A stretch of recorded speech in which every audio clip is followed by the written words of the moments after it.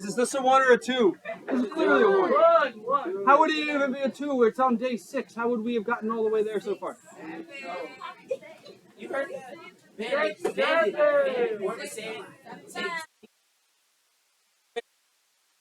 It's like 6, 7 points from now.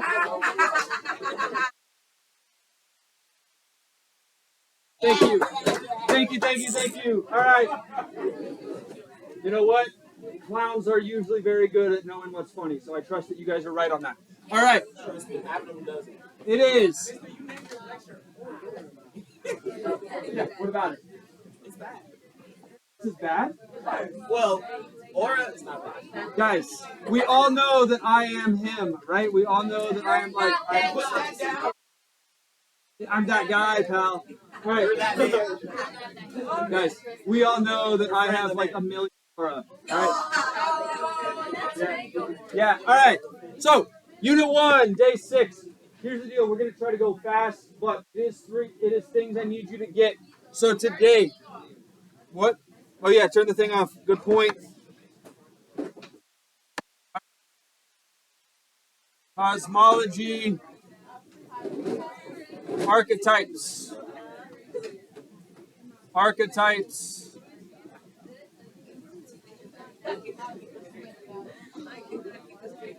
and models.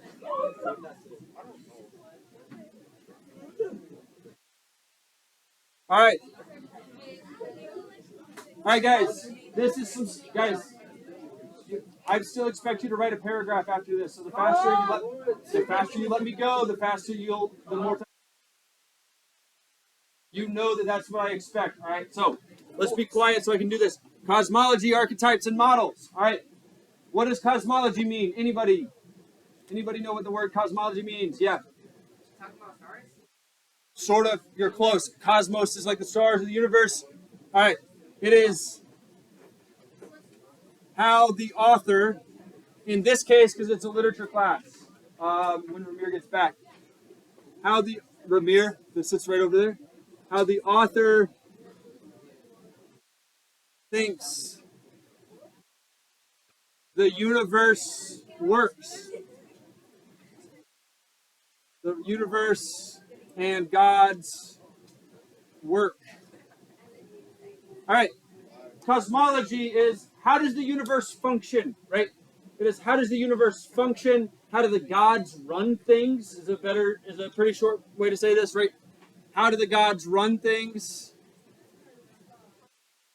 How do gods run things? All right. We all have an assumed cosmology, all right?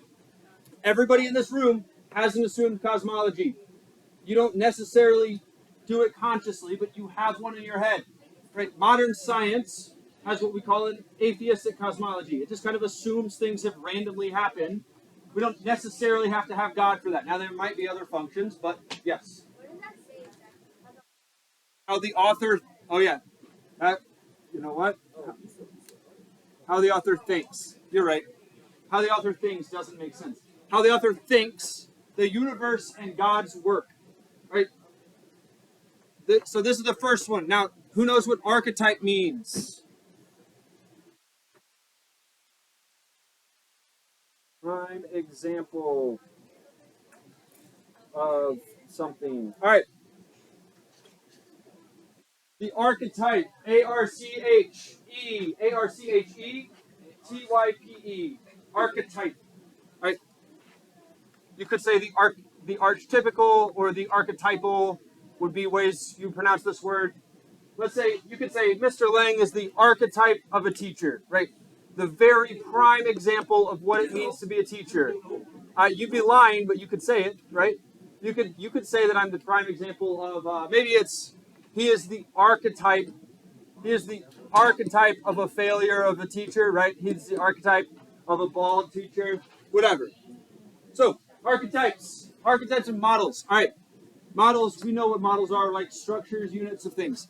So, the archetype, the prime example of, we're going to give, so if I say, well, this falls under this archetype, right, this would be that. There's a bunch of different governmental archetypes, whatever. here's what we're going to do now. Actually, Jonah, before you leave. Jonah, you know the answer to this question, so stick around real quick. Oh yeah, you did ask first. Miley did ask way long ago. Yeah, Miley, you can go. Jonah, how many gods does the Bible teach that there are? Multiple. Anybody agree with Jonah on this? Why? Why do we agree with Jonah?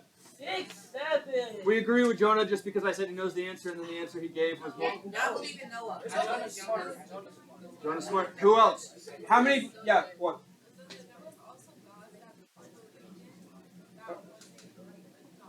Yeah, there's gods people believe in that wasn't God, especially the Bible authors, right? All right, so we're looking at cosmology. The Bible assumes a lot of gods, all right? Assumes a lot of gods. This is not a normal Sunday school class, right? Bible 101 will tell you. Literally, my undergrad classes all were like, yeah, Bible just assumes there's a lot of gods. It assumes a few different cosmologies. So we're going to look, here's what we're going to do. We're going to first look at models of cosmology. Models.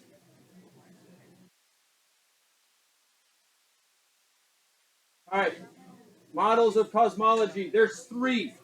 Guys, you need all these down. I'm going to ask you today to write a paragraph about a Bible story you've already done, telling the cosmologies.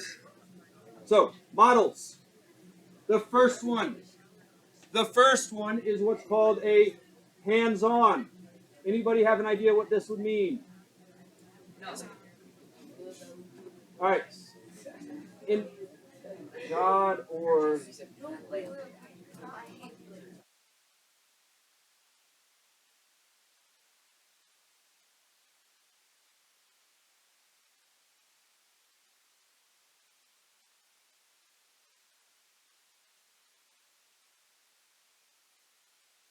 all right. This is, guys, a hands-on cosmology. It might believe that there's a lot of gods or one God, right? But God or gods in a hands-on cosmology are very involved in everyday affairs, right? So God or gods is actively running things. Right? You guys have teachers that are hands-on teachers, right? You have Miss Stoker? Anybody in here have Miss Stoker? All right, a few of us. She's a hands-on teacher, right? She is constantly checking what you're doing, messaging you on GoToGuardian, seeing how you're going, seeing updates from your work, all those things. Yes. This? Yeah, we're way past this one. I was not in the way. I was over here for a while. I'll move out of the way a little bit. Yeah. Are you ready for what? This is our first model of cosmology right here. The first one is hands-on. This is the teacher. This is the teacher that is like constantly going, "Hey, Gary, where are you at? How are your notes looking? Your notes good? All right, let me help you take notes." Right? Constantly nitpicking, meddling in everyday affairs. Right? I might come over and go, "You're talking too loud, so you got to move." Now, the next one. This is probably the type of teacher I would be considered.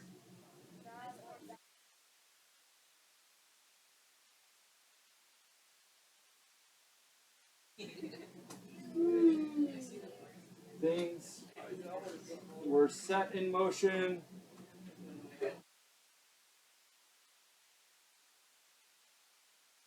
Lay out.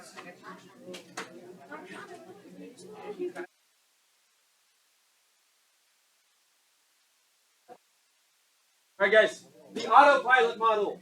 This is like the dreams. This is what teachers dream of being able to do, right? Is things were set in motion. I could set class in motion.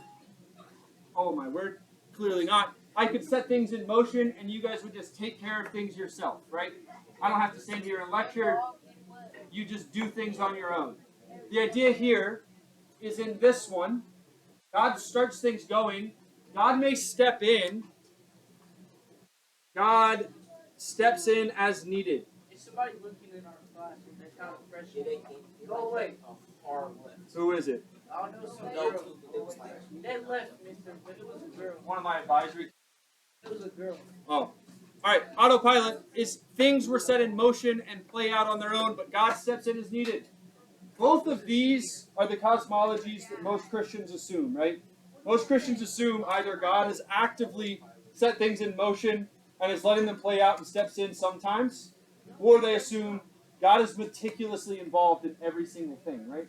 One of these two is typically what we think of as Christians, which is fair, but we do have a third type we're going to see. I don't know that we see it about Yahweh in the Tanakh, but we do have it assumed in ancient cosmologies, is limited power. This is what I have in a classroom as a teacher. Limited power. God controls some things, but humans or other gods also have power. All right. So, in a limited power model of cosmology, God controls things, but humans or other gods also have power. So, in this way, I may control a lot of the classroom, right? But your guys' actions may change my emotions. It may change how quickly we get through things, right? I may have to adjust things based on that, or just not be able to do what I'd like because people are talking the whole time, right? There's limited power here. I can do so much, but only so much. This is like Aquaman. If you think of Aquaman or Poseidon, he's pretty powerful, right? He's pretty powerful if he's in the ocean. He's pretty powerful if he's around fish. But when he doesn't have that, he can get beat up by Batman. He can get destroyed, right? He's got limited power. He can do a lot. He's very powerful in his domain, but outside of his domain, he's going to get beat up. Do we have any questions on that? Do we understand these three? Right. This is Poseidon. Poseidon's really powerful with the oceans, but he's not powerful on land. Yeah.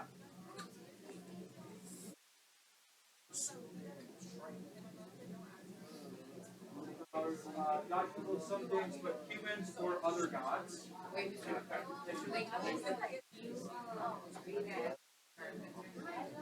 What? No. The only thing that F students are is F students. All right. There's our three models of cosmology. So you should be able to identify in most stories, is God meticulously involved in everything in that story? Does the author think that God is controlling every little thing? Does the author think that God has set things in motion, lets them play out, and steps in only when they need to? Or does God have some power, but not all power, right? Is God limited in how powerful they are? Can magic affect them? Do they need power like magic to make them stronger? All right. Now we're going to shift to our 5 archetypes, and then we're done, and you're going to do a quick project. So first,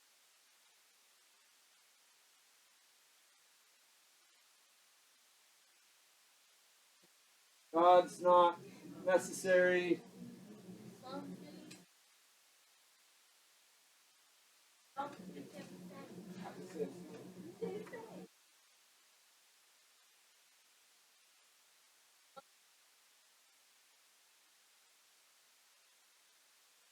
All right.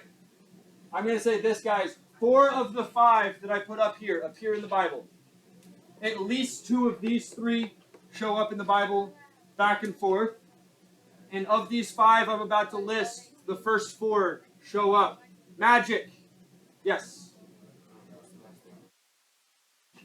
Affect the world using magic. All right, this is Harry Potter. Because the Bible believes in magic very much. The passage we're going to look at next class. The passage we look at next class, guys, God is not there at all. It seems to be just on autopilot. And this guy, Jacob, just straight up uses magic to affect the outcome of some stuff. He just does what I can only describe as a spell, and he just uses magic. God's not mentioned in the story. He just starts doing magic. Magic is in the Bible. We're going to see it. So this is our first one, is a magical cosmology. Things are mostly on autopilot in these. God's not really around. This is Harry Potter, right? God is not involved. You don't need God in that story. You just have magic that people can affect the world around them. Can I read it? Yeah. God's not necessary. Semicolon. People affect world using magic. Yeah. So, the next one is myth magical.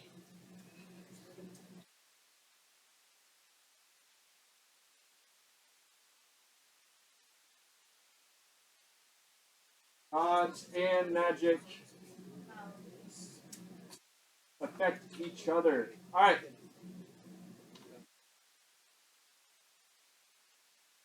In this one, all right, myth magical. Gods and magic affect each other. What? This one?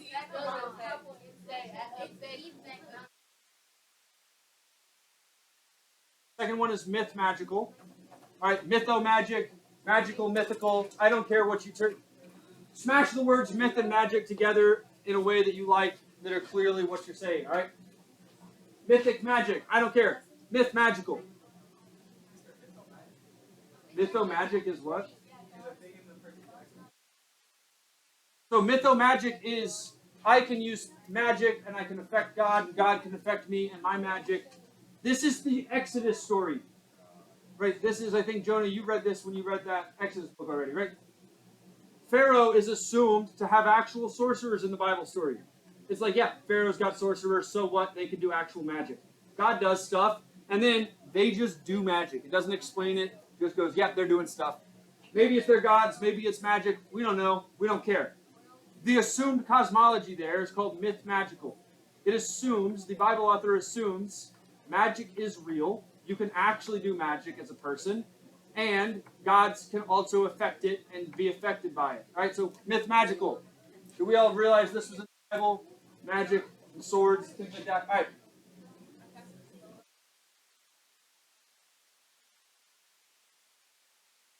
Hello. May I please have Kelly got 529 open? Yep, on the way. Thank you. Kelly.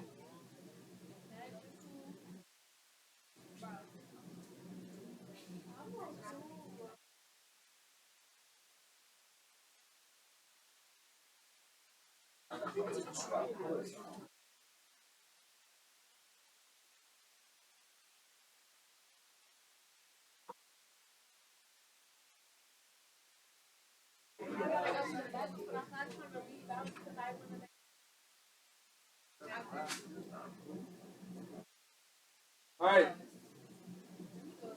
Here's a tricky one. Monotheism. We know this term. We all assume, so monotheism means one God, right? Monotheism means one God. We all assume that this is what the Bible teaches at all times, is monotheism, right? Monoth. Blank all. Above, Oh, one. above all others. One God, one all-powerful God above all others. There can be multiple gods in a monotheistic cosmology, all right? There's one all-powerful God, but there's a bunch of lesser gods beneath them that serve them. Sometimes some monotheism says that only one God actually counts as God, the others are just spiritual beings. But this is what Christianity would call itself as monotheistic, and some Christians believe in the devil, and they believe in demons, and Christians they are lesser spiritual beings than God. They're beneath God, right? But monotheism assumes, again, the Exodus story assumes God is all powerful, but the other gods can do some stuff too. Right? They are still gods. It assumes they're real. All right, the fourth one. This one is going to sound like it would never be in the Bible, but it is in the Bible. All right, and we need to take it seriously. When this one shows up in the Bible, it is something that the author is heavy-hearted about. All right, deism, deistic.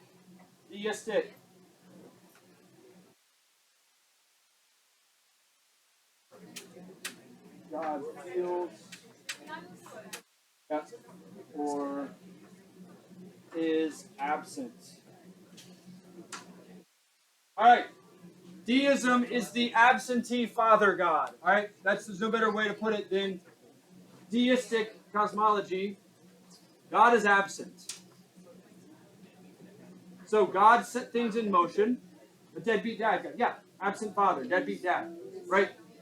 Like Now, Zeus. now here's the deal. Here's the deal in deism, guys. Deism is always going to fall into autopilot, at least in part. Deism will always fall in autopilot because God's not there to control things. Or at the very least, the author feels as though God's not there. I think everybody in this room that calls themselves a Christian or has been in church a lot, guys, voices off, just a few more minutes. If you've been in church a lot, you've been told God's always around and God's always present. I believe that, and our school believes that and pushes that. Absolutely. But there's times where even the Bible authors felt as though God was gone. The book of Lamentations that we will look at the end of the semester. It's called Lamentations. It's somebody experiencing the exile. And it ends on the question, when will you come back, God? Where have you gone? And then the book is over. It just assumes God is missing because God feels so absent from this person's life, right? It's a very serious feeling. When you feel that God is absent, this is what Jesus cries out on the cross. It feels or is. So you don't know which one. Does that make sense? No. Feels or is absent. So God feels. This is what Jesus cries out on the cross when he says, my God, why have you forsaken me? Because he feels as if God is absent from him, right? He feels God's absence. This is what this is. Do we all understand? This one is heavy-hearted. Debatably, it shows up in the Noah story because God floods things, seems to disappear for a while, then he comes back and remembers that he's got to take care of Noah. So people would say it shows up there. I was talking through this with a student recently. I have a student that I'm close with, and he had I'm not going to go into details, but an insufferable emotional loss in his family. His family had a very serious loss. And we sat in the office in the other room and just cried together and sat there and just looked at each other and stared and just said, God, where are you? What are you doing? Why? Right? We were experiencing and feeling deistic because it was like God doesn't feel real that this thing could happen. It was so dark. Yeah, no, what's up? Yeah, you don't need to ask. You just get up and do it. Deistic is something we feel. All right? It could be real that God is gone. It could be, we don't know. Maybe God's sleeping. Maybe God left. Maybe God got bored or angry and gave up on us. This is a very real one. All right. And again, I want to say this. Deistic is more about what it feels like than what it necessarily is, but the author might be experiencing that. The fifth one. This one is not in the Bible, but some of you guys will have this nonetheless. If you say that the biblical author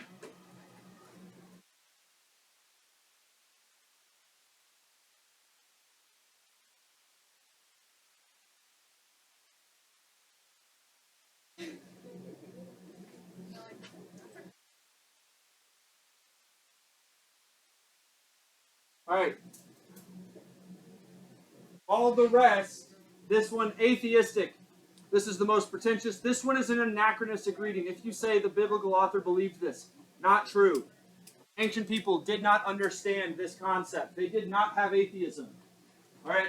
But some of you might read it and go, I have your personal cosmology as atheistic. God's not real. And all of this is primitive superstition. That is an exceptional, or acceptable personal position in this classroom. You're allowed to personally believe that. But it's not what the biblical author believed, all right? I'm just giving it to you so you know the 5 big categories. The biblical authors do not believe in an atheistic cosmology. It is unheard of for them. So we have to get past and go, even if I personally hold this one, which I don't, but maybe you personally hold atheistic, get past it and assume the Bible author holds these other 4, all right? Atheistic just means there is no God. God never was. God never is, never will be. Yes? What? Yeah, atheistic. All the rest are primitive superstition. It's a whole bunch of bunk, right? Just a whole bunch of crap. They are superstitious, fools, and they are primitives. Again, this is what science would lean towards, at least debatably. Some people would tell you that. I don't know if I agree with that, but some people would say that. It just says all of this is primitive superstition and not real. All right, that being said, that's all we're lecturing on. Here's what you got to do.